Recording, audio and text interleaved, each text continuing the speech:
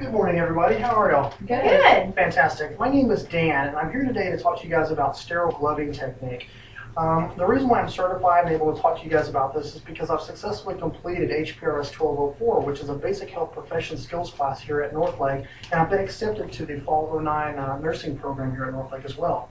Now, the reason why we want to learn sterile technique is to help reduce the spread of infection. And the way that this can apply to you guys at home is if you have little ones that run around, obviously they get cuts and scrapes. You might have family members that require medical care at home, or of course anybody that has surgery, anything like that that's going to come home that you want to make sure that you can learn sterile technique to take care of their wounds and help them recover. Now, there's two main points about sterile gloving technique. That's going to be your sterile field and of course your sterile gloves themselves. I'm going to go ahead and set these to the side for just a moment. The sterile field itself can be anything that you designate, and at home it could be a coffee table, it could be your dinner table, it could be your countertop in your kitchen, anything like that. You just want to make sure that it's high enough off the ground that no pets can reach it or there's anything else that could try to contaminate the area. Now, with your sterile field, you want to go ahead and set boundaries. And the reason why that's important is that you don't want anything to contaminate within your sterile field area. And so that way you also know what areas to sterilize specifically. Now, today I'm going to go ahead and use the front edge of this table as my sterile field. I'm going to go ahead and sterilize it using a Clorox wipe here. You just want to obviously run it back and forth over the table.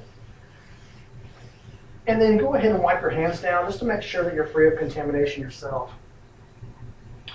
Now, the next thing you want to do is go ahead and get your sterile gloves ready. They come obviously in a 6x6 package.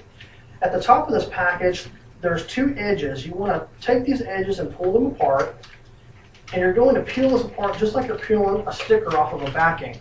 Inside is going to be another package that actually contains the gloves. Now, this is sterile, so what you want to go ahead and do is just dump it directly into your sterile field. This is trash now. We can go ahead and get rid of that. Now, with using sterile glove technique, they know that you physically have to get the gloves out of the package, so you're allowed to actually touch 1 inch around the entire package. So I'm going to go ahead and take the package, and it's just folded together, it's not sealed.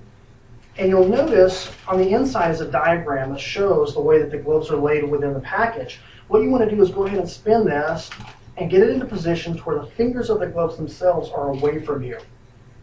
Now, on the package, there's going to be a couple different folds that you'll want to fold. They're at the top and at the bottom. And of course, in the middle of the package, there's also folds that allow you to pull it open without touching the gloves themselves. You'll just want to straighten this as much as possible. That way it doesn't fold back on itself. Now, within this area, you've got your sterile gloves. You want to go ahead and start by placing the dominant hand into the sterile glove first, which in this case is my right hand. To do this, I want to use my index and thumb of my non-dominant hand and grab the inner sleeve or cuff of this glove. The reason why I want to do that is that that is the portion that's actually going to touch my skin, which is non-sterile. You always want to remember to keep non-sterile things touching non-sterile things and sterile things touching sterile things. Now, to actually insert my hand into the glove, I want to go ahead and take a step back. That way, there's a chance that I can go ahead and be as far away as possible from my sterile field so it doesn't get contaminated.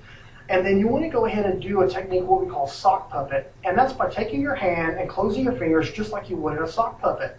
And you want to go ahead and invert your hand and then use your thumb up and begin to slide it inside the glove. Now, this takes a little bit of practice. You want to make sure that you get all the fingers in the right area if possible.